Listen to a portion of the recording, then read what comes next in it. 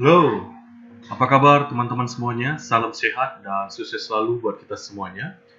Nah, pada kesempatan kali ini kita akan mempelajari hal baru tentunya, khususnya di dalam desain 3D modeling dengan menggunakan 3ds Max.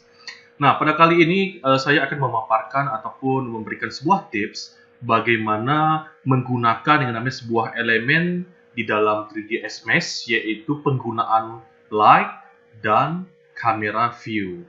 Nah, di sini light ataupun pencahayaan tentunya ini ketika kita terapkan nanti di dalam finishing atau menyempurnakan objek akan menambah yang namanya value atau estetika dari sebuah objek kita, baik objek yang berdiri sendiri ataupun objek kompleks yang kita buat. Nah, jadi pada dasarnya di sini saya sudah memberikan contoh ya teman-teman ya.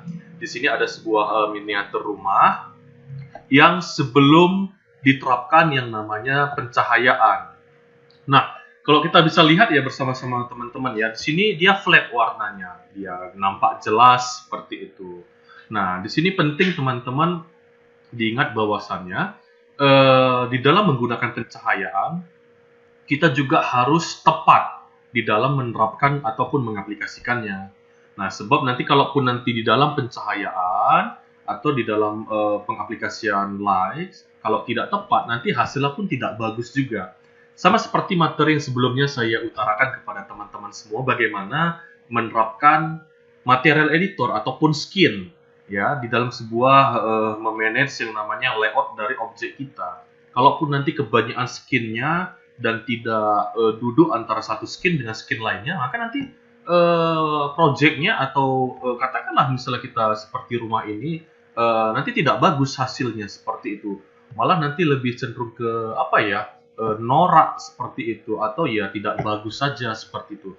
Nah, jadi penting baik itu di dalam mengaplikasikan fungsi material editor, skin, pencahayaan juga. Nah, kita boleh observasi terlebih dahulu. Kita boleh melihat literatur baik yang ada di Google ya, di YouTube, kita boleh lihat nah proyek-proyek desain dari orang-orang yang memang sudah expert seperti itu di bidangnya.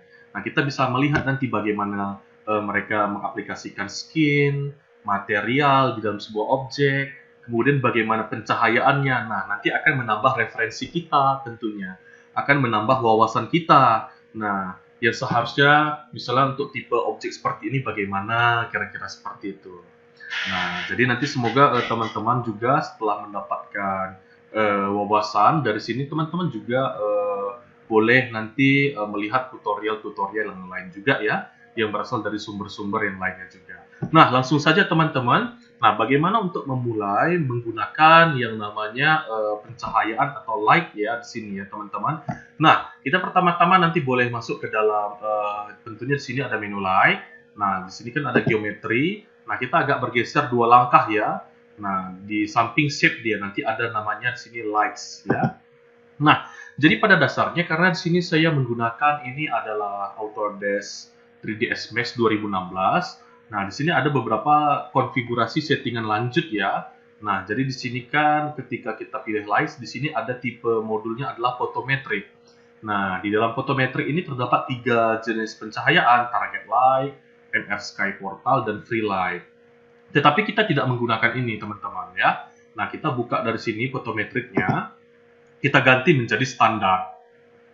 Nah, di dalam standar ini ada beberapa nanti yang akan kita pelajari. Nah, pada dasarnya nanti dengan 2 yang kita pelajari ini, teman-teman bisa mempelajari yang lainnya dengan mudah. Karena konfigurasi dan parameternya hampir sama kok.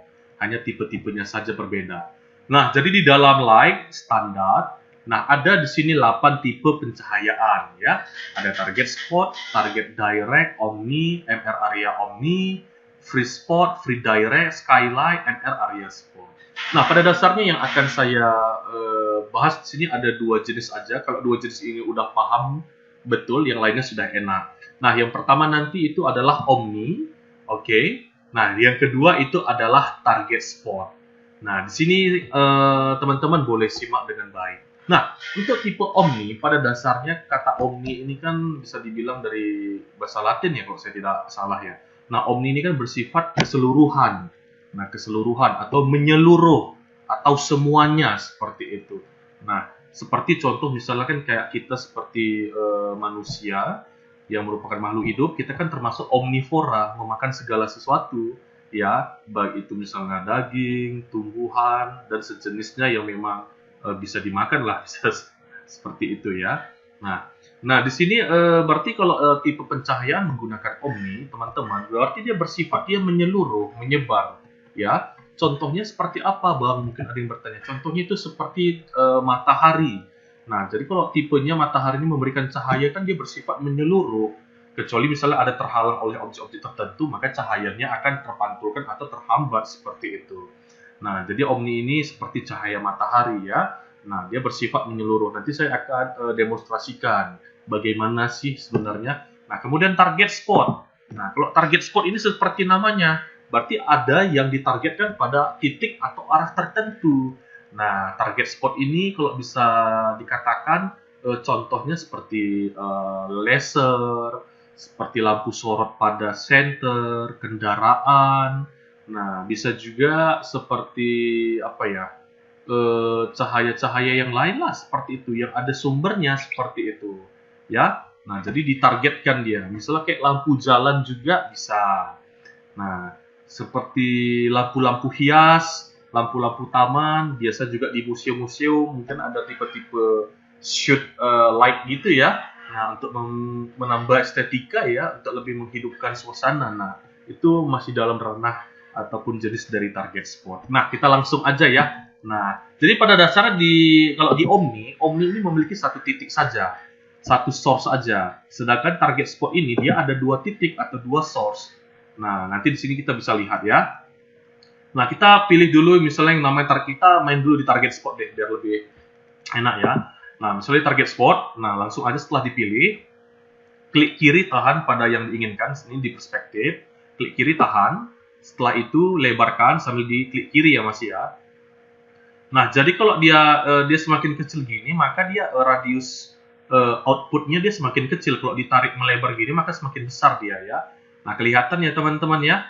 Nah, jadi kelihatan kalau misalnya saya tembak ke sana, ya masih gelap ya. Tetapi kalau saya pelan-pelan arahkan ke kanan dari kiri, nah mulai nampak ya cahayanya ya.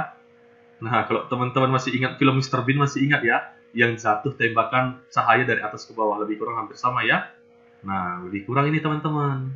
Nah, bisa dipahami ya. Dia menembak kepada satu arah. Nah, ini saya bilang dia skalanya dari sumber ke tujuan dia semakin membesar gitu ya. Nah, lebih kurang seperti ini. Nah, jadi kalau yang saya bilang ini dia teman-teman, ada dua sumber. Nah, ini yang pertama satu, kemudian ada yang kedua. Jadi kalau misalnya ini semuanya mau digeser, nah ini semua harus diblok. Nah, baru dia bisa bergeser semuanya. Nampak ya teman-teman ya? Nah, sedangkan kalau misalnya kita mau mengarahkan arah cahayanya ke daerah tertentu, ke arah tertentu, kita bisa ngambil ini, source yang keduanya. Yang kedua, titik yang keduanya ini untuk menggeser-gesernya. Nah, kalau kita pilih yang kedua, source-nya, source yang pertama tidak akan mengikut, dia tetap di situ. Nah, bisa dipahami ya teman-teman ya. Nah, kalau yang belakang aja kita pilih, itu dia hanya untuk arahnya aja gitu ya, yang kalau untuk yang belakang ya. Nah, seperti ini dia contohnya. Atas, bawah, seperti itu ya. Nah, jadi teman-teman sudah tahu nanti untuk mengarahkannya bagaimana. Kalau kita render dia hasilnya seperti ini teman-teman. Kita lihat ya, saya continue dulu banyak nulis. Nah, nampak ya teman-teman ya. Kan jadi hanya bagian tersinari aja yang nampak. Ini masih gelap. Nah, ini nanti akan kita sempurnakan dengan yang namanya pencahayaan tipe Omni. Nah, kalau memang mobilnya tetap gelap dia ya, karena mobilnya ini menggunakan apa ya, material kompleks. Nanti kalau kita render minimal by E-ray atau V-ray dia baru kelihatan ya cantik mobilnya. Nah, jadi selanjutnya ini teman-teman udah paham untuk penggunaan target spot, ya teman-teman udah tahu. Nah, sekarang saya akan kombinasikan dengan yang namanya pencahayaan dari yang namanya Omni. Nah, langsung saja ya kita klik kiri Omni. Nah, kita letakkan bebas di mana. Nah, kita mau geser di mana kira-kira ini Omni ini bisa digeser-geser gini ya. Oke, bisa kita naikkan juga ke atas. Nah, nampak ya teman-teman ya. Nah, jadi kalau teman-teman lihat nih, dari sini kan gelap nih masih atapnya nih. Kalau kita naikkan gini kan makin terang di atapnya ya teman-teman ya. Nah, terang, depannya ini kosong.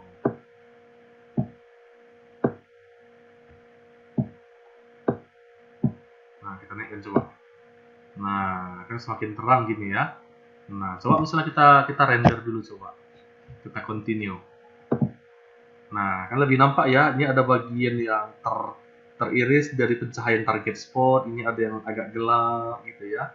Jadi dia kalau memang pencahayaannya dia bagus, tepat, dia menambah estetik dia seperti itu. Nah, seperti yang saya tunjukkan tadi. Nah, ini kan saya turun-turunkan seperti ini ya. Nah, jadi ya memang kita harus harus memang juga memahami dasar-dasar dari untuk pencahayaan ini supaya nanti hasil yang didapatkan itu bagus. Nah, teman-teman. Jadi dua hal ini ya yang penting ya teman-teman ya. Jadi ini adalah namanya target spot dan ini adalah namanya omni. Jadi nanti ketika teman-teman nanti ada memiliki sebuah project, nanti teman-teman sudah dapat mengimplementasikannya. Dan kalau sudah mengetahui dua ini, nanti mencoba yang lain gampang. Ya, untuk mencoba yang lain. Contohnya misalnya saya contohkan satu ya, kayak target direct. Kayak target direct ini dia pencahayaannya dia kayak laser. Nah, kayak laser maksudnya dia sama dia gitu ya. Dia bedanya dengan target spot. Jadi kalau misalnya kayak target direct ini dari pangkal sampai ke tujuan itu diameternya sama cahayanya kayak laser kan seperti itu ya, memanjang lurus sama dia diameternya. Beda dengan yang namanya target spot, memang dia menitikkan kepada titik tertentu, tetapi dia semakin ke tujuan, radiusnya semakin besar, dia seperti itu. Nah, itu aja sih perbedaannya. Jadi teman-teman boleh coba-coba yang lain lagi ya. Nah, jadi saya harap sampai sejauh ini nanti teman-teman sudah bisa memahaminya ya. Nah, kemudian kita akan masuk ke dalam yang namanya penggunaan kamera view. Nah, jadi pada dasarnya kamera view ini berfungsi yang namanya untuk membantu mempresentasikan objek kita. Jadi ibaratnya ada sebuah permainan trik dari kamera, seolah-olah nanti objek kita nih bergerak seperti dasar sebuah animasi ya, pergerakan ya. Nah, ini sih sebenarnya sudah mengarah ke 3D animasi, tapi nggak apa-apa, ini sebagai dasar buat teman-teman semuanya. Nah, jadi pada dasarnya untuk permainan kamera view ini, dia bisa ada dua cara ya. Nah, kita bisa nanti menggerakkan kamera langsung dari layer perspektif, kita langsung terapkan fungsi keyframe, dan kita bisa juga dengan cara kedua, kita masuk ke layer kamera dulu, baru kita nanti memutarnya menggunakan yang namanya orbit. Langsung aja ya, cara yang pertama ya. Nah, jadi kok cara yang pertama, ini saya kecilkan dulu teman-teman. Saya geser dulu seperti ini. Nah, langsung aja ya. Jadi ini kita tinggalkan pencahayaan, tadi teman-teman udah tahu, kita langsung masuk ke sebelahnya itu kameras. Nah, kita pilih tipe target. Nah, kita kan kebetulan ini masih di perspektif ya, di perspektif teman-teman ya. Kita langsung klik kiri dari ujung kiri bawah, kita langsung tembakkan seperti ini. Nah, dilebarkan aja, nggak apa-apa ya.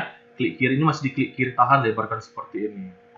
Nah, kalau misalnya kita ubah ke, nah ini kan udah jadi nih, seperti ini. Nah, jadi kan kamera kita menshoot ke sana. Nah, bagaimana untuk proses penganimasiannya? Nah, untuk proses penganimasiannya atau kamera view-nya, nah kita bisa langsung masuk ke sini, teman-teman. Nah, kita langsung masuk ke auto key. Ya, auto key. Kemudian nanti kameranya ini, sebelumnya kita udah memilih dengan select and move. Nah, kita geser ke kanan pelan-pelan. Contoh seperti ini. Kita geser pelan-pelan ke kanan. Nah, kita geser seperti ini.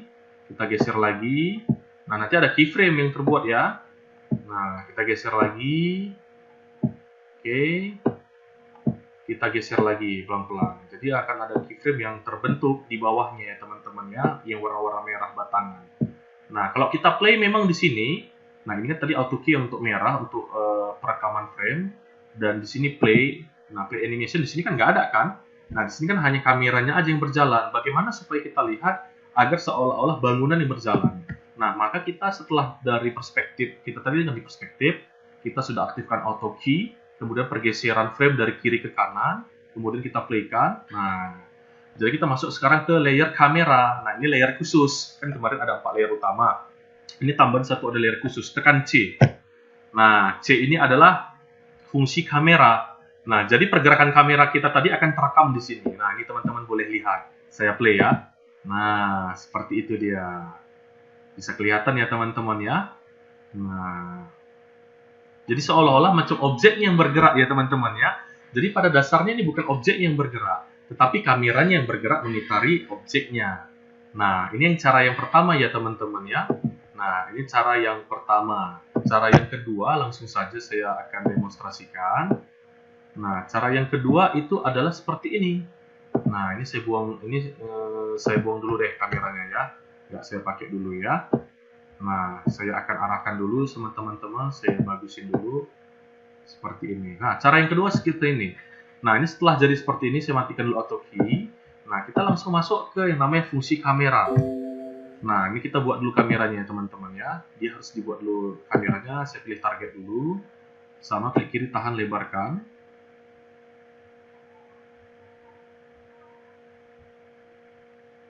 Nah, seperti ini contohnya. Setelah itu saya masuk ke fungsi kamera. Nah, di sini saya aktifkan auto key. Nah, saya geser nanti menggunakan orbit kamera. Tadi kan kita menggeserkan kameranya langsung kan, pakai select and move di sini. Nah, cara kedua kita langsung pakai yang namanya ini, orbit kamera. Nah, jadi misalnya seperti ini ya. Misalnya saya gesernya, saya klik orbit kamera. Misalnya saya geser pelan-pelan seperti ini. Ini agak kaku dia teman-teman ya, orbit kamera ya. Nah, kalau nggak terbiasa dia agak kaku gitu. Nah, agak kaku dia, sorry ya teman-teman. Nah, kebetulan di sini saya nggak menggunakan mouse ya, langsung pakai mousepad bawaan laptop.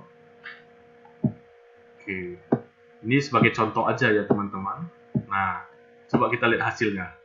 Nah, coba kita play. Nah, pada dasarnya hampir sama ya teman-teman ya. Nah, sebenarnya sih mana yang lebih bagus antara yang satu atau yang kedua, itu sebenarnya tergantung terbiasa menggunakan yang mana ya. Kalau saya sih pada dasarnya jujur terbiasa menggunakan yang cara yang pertama dengan menggunakan yang namanya tadi pergeseran dari kameranya langsung ya, pas masih di layer perspektif. Nah, lebih apa aja ya, lebih enak ya, lebih smooth, kemudian lebih rapi seperti itu. Tapi ya tergantung kembali ke teman-teman.